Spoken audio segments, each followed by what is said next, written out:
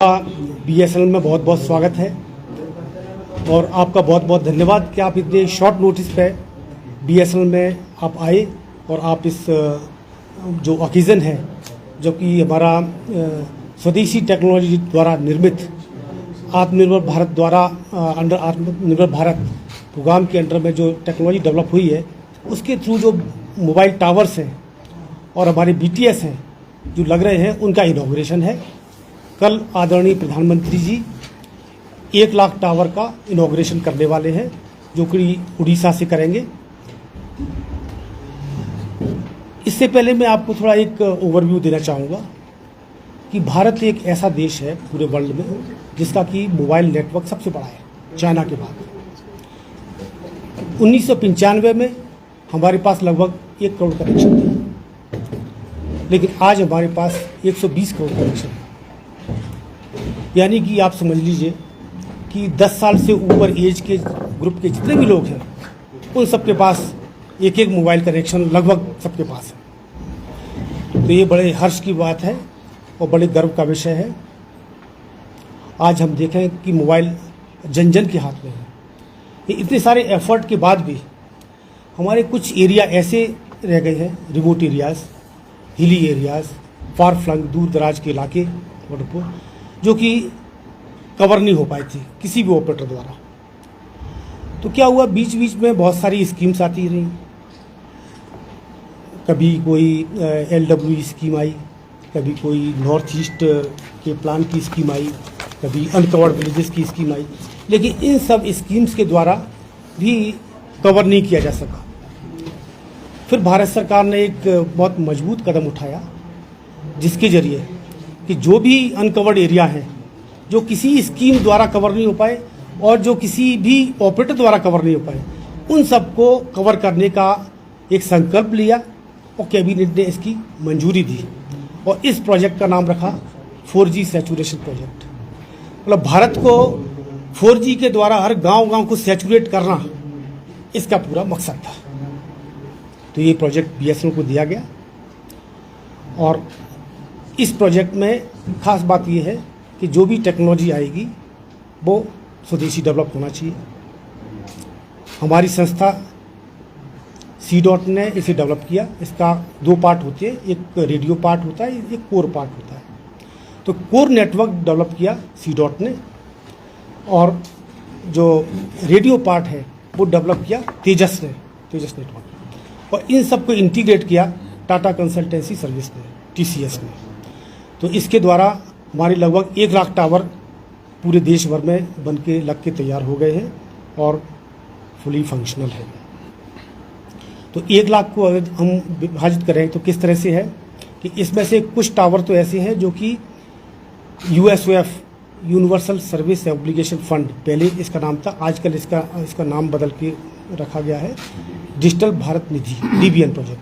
तो DBN के द्वारा फंडेड टावर जो है वो लगभग 18,000 है और लगभग 80,000 के आसपास जो टावर हैं वो BSNL ने अपने 2G 3G टावर्स को अपग्रेड करके 4G लगाया है। Same technology, same system integrator.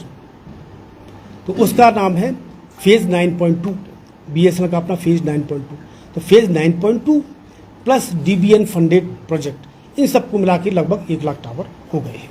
तो उनका इनॉग्रेशन आदरणीय प्रधानमंत्री जी कल उड़ीसा से करने वाले हैं। तो ये तो हो गया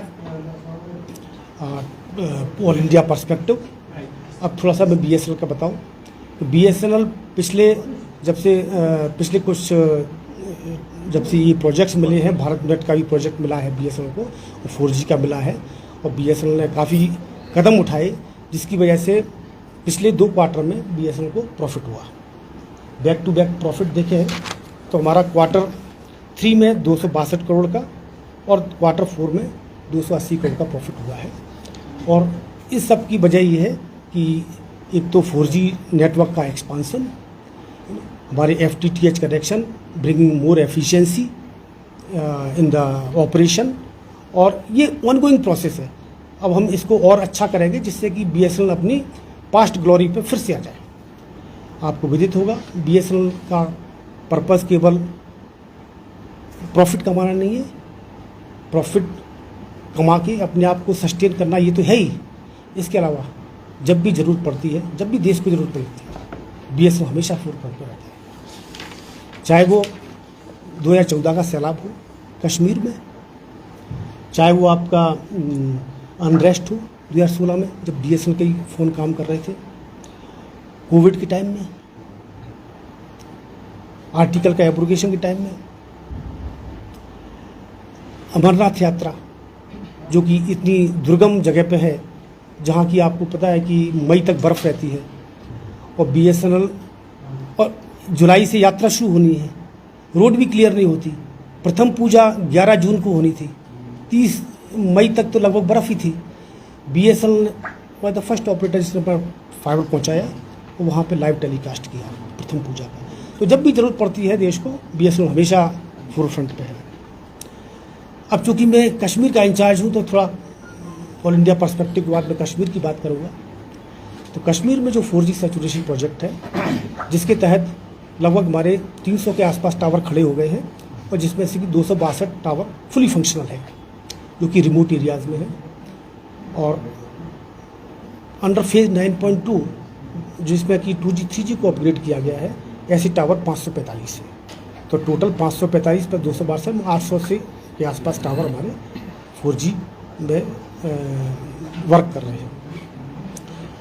कुछ एरियाज़ जो कि आपको विदित होगा, दूर दराज एरिया, जहाँ पे कि कोई भी ऑपरेटर नहीं था, जैसे कि कुछ नाम लेना चाहूँगा, केरन हो गया, केरन में कोई टावर नहीं था। आप में से पता नहीं कितने लोग केरन विजिट किए होंगे।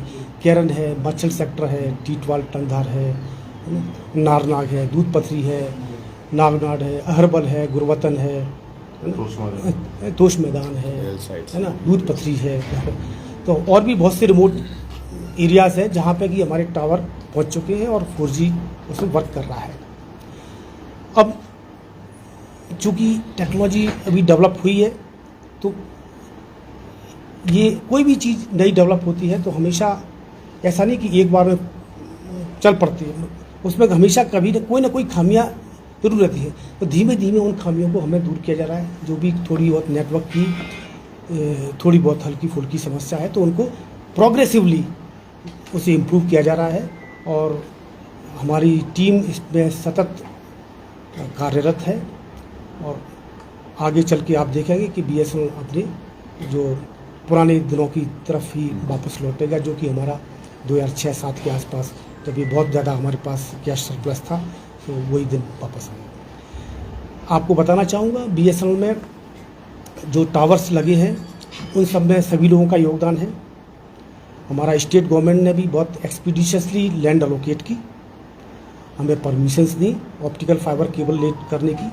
लगभग 1000 किलोमीटर के आसपास पिछले 1.5 साल में फाइबर डला है इसी प्रोजेक्ट के तहत, जिसमें कि अंडरग्राउंड ऑप्टिकल फाइबर है और ओवरहेड भी है। ADSS टेक्नोलॉजी के थ्रू भी फाइबर इसको टावर्स को कनेक्ट किया गया है। टावर्स को दूर दराज इलाके में कनेक्ट करने का फाइबर से एक और बेनिफिट है, वो ये बेनिफिट है कि वहाँ हम अपना OLT लगा के गांव में यदि ज़रूरत पड़े तो हम गांव वालों को टेलीफोन के, मोबाइल के अलावा वाईफाई की सुविधा भी दे सकते हैं। ये भी एक कैपेबिलिटी डेवलप हो चुकी है। बीएसएनएल के पास में भारत नेट प्रोजेक्ट है। उस भारत नेट प्रोजेक्ट के तहत हम लोग गांव-गांव और ग्राम पंचायत, ब्लॉक हेडक्वार्टर और डिस्ट्रिक्ट हेडक्वार्टर तक ऑप्टिकल फाइबर केबल पहुंचाने वाले हैं, और जो कि सब रिंग पर कनेक्टेड होंगे। तो आप देखेंगे कि आने वाले समय में हर गांव हमारा फाइबर से कनेक्ट रहेगा। तो ये आप सबकी जानकारी के लिए। सर, जहाँ तक आप खुद ही ये भी एक्सेप्ट कर रहे हैं कि अभी तक बोर्ड से कुछ ऐसे इश्यूज हुए जिनकी वजह से बीएसएनएल को थोड़ा सा बैकबुक मिला, तो ऐसे में ये भी पिछले सालों से एक्सपीरियंस है कि टाउन से बाहर जो गांव या हिली एरियाज में आपके टावर है, वो सुबह 9 बजे से शाम 9 बजे तक चलते हैं और रात भर बंद रहते हैं। क्या इन पर कोई आप देख रहे हैं कि किस तरह इनको 24 आवर्स आप एक्टिव रख सकते हैं? और अगर ऐसा कुछ होता है तो, क्योंकि कंप्लेंट्स तो आपके पास बहुत सारी आती है लेकिन एक्शन बहुत कम होते हैं। बताता हूँ उसका ऐसा है कि कुछ गांव के दूर दराज इलाके हैं। अभी मैंने जैसे आपको बताया कि बीएसएनएल में कैपेक्स का इन्फ्यूज़न हो रहा है, कुछ आपको पावर की समस्या पता ही है, कश्मीर में कितनी पावर रहती है, और ख़ास करके जब सर्दियाँ होती हैं तो आपको 12-12 घंटे पावर कट रहती है, और सोलर के थ्रू भी एनर्जी नहीं मिल पाती, तो बैटरी का एक लिमिटेड बैकअप रहता है। तो हम बैटरी की कैपेसिटी और पावर प्लांट को उसे ऑगमेंट कर रहे हैं, प्रोग्रेसिवली हो रहा है। आगे आप देखेंगे कि ईयर ऑन ईयर इसमें इम्प्रूवमेंट होगा। Sir, pan India 4G roll out के लिए आपने सितंबर 2025 डेडलाइन रखी, क्या ये डेडलाइन मुकर्रर खत्म हो जाएगी या उसमें और कोई टाइम लगेगा? नहीं, पैन इंडिया के लिए जैसे कि हमारे हेडक्वार्टर ने बताया है, तो हम बिल्कुल उस पर पूरी कोशिश करेंगे कि जो टारगेट असाइन किए गए हैं वो हमारे पूरी तरह से मीट हों। ठीक है सर, अब आपको बताइए। सर जैसे आपने कहा कि कल प्राइम मिनिस्टर साहब 1 लाख टावर्स की इनॉग्रेशन कर रहे हैं, हम जानना चाहेंगे कि इसमें जम्मू कश्मीर के लिए क्या कल के लिए तैयारियां हैं, कितने टावर्स यहाँ पे इनॉग्रेट होंगे जम्मू कश्मीर के लिए? एक सवाल ये है। दूसरा सवाल ये है कि जो रिसेंटली जो प्राइवेट टेलीकॉम ऑपरेटर्स ने अपने जो टैरिफ्स बढ़ा दिए, उससे BSNL को एक अच्छा बूस्ट मिला, क्योंकि हमने कश्मीर वैली में देखा कि लोग BSNL की काफ़ी सारी सिम्स जो है उन्होंने यहाँ से हासिल की। अब हम देख रहे हैं कि चूंकि एक बॉर्डर स्टेट है, बॉर्डर एरिया है, और ज़्यादा BSNL को फ्लोरिश करने के लिए, जो कि जहाँ हम देख रहे हैं कि प्राइवेट टेलीकॉम टावर्स में नजर आ रहे हैं, वहाँ हम BSNL के टावर्स देखें। इस पर क्या कुछ कोशिशें की जा रही है आपकी तरफ से? बिल्कुल कोशिशें की जा रही है। पहले आपको पहले क्वेश्चन का जवाब दे दूं कि आदरणीय प्रधानमंत्री जी जो ये 1 लाख टावर कर रहे हैं, उनमें से लगभग 800 टावर कश्मीर के हैं, 545 प्लस 262 मिला के लगभग मोर देन 800 के आसपास टावर इस पे है। दूसरी बात ये है कि जहाँ जहाँ दूसरे ऑपरेटर के टावर हैं वहाँ भी BSNL का बोर्जियो डेफिनेटली हमारा अंडर फेज 9.2 प्रोजेक्ट इसका अपग्रेडेशन हो रहा है, जहाँ 2G 3G थे, तो वो उस पर प्रोग्रेसिवली काम चल रहा है। और एक बात और बता दूं, यदि कोई एरिया आपको लगता है कि जो कि अनकवर्ड है, हालांकि हम लोग भी अपना सर्वे करते हैं, है ना, डिस्ट्रिक्ट एडमिनिस्ट्रेशन से भी ये इन्फॉर्मेशन आती है कि यदि कोई फिर भी रह जाता है तो वो हमारे पास एप्लीकेशन भेज दीजिए, भिजवा सकते हैं, और हम इसे DOT से परस्यू करके वहाँ पे टावर से